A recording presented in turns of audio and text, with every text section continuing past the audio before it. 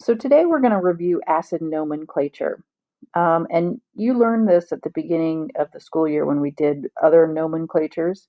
But since we're studying acids and bases next week, I wanted to make sure that we had a review of this. So first, I have the polyatomic ion chart here, and we're going to mark it up. You probably don't have yours at home, so I wanted to make sure I showed this to you again so that you have it available. So these three up here are all going to be O3,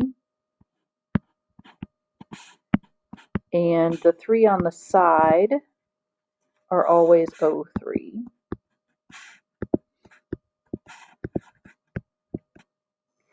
And I'll change colors here.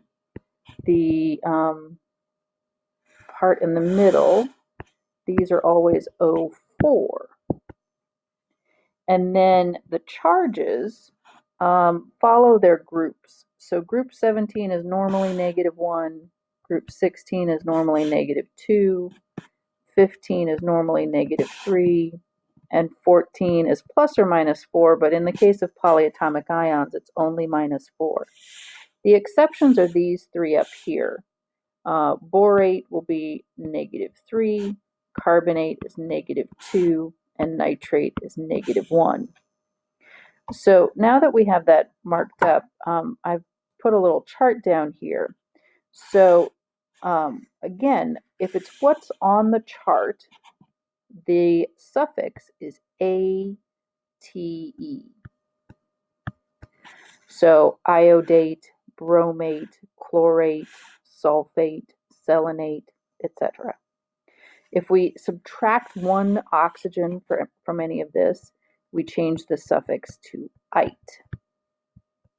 So IO2 would be iodite, BrO2 would be bromite, SO3 would be sulfite.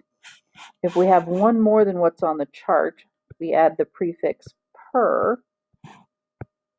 We still have the suffix ate. And so IO4 would be per iodate. SO5 would be per sulfate.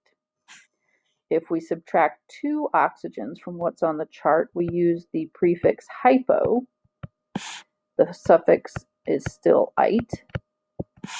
So IO is hypoiodite, and SO2 is hyposulfite. So that's if you subtract two oxygens. And another reminder, if it's the same number of, or if it has no oxygens, not the same number, but if it has no oxygens, if it's just bromine with a charge or chlorine with a charge, the ending of that is IDE.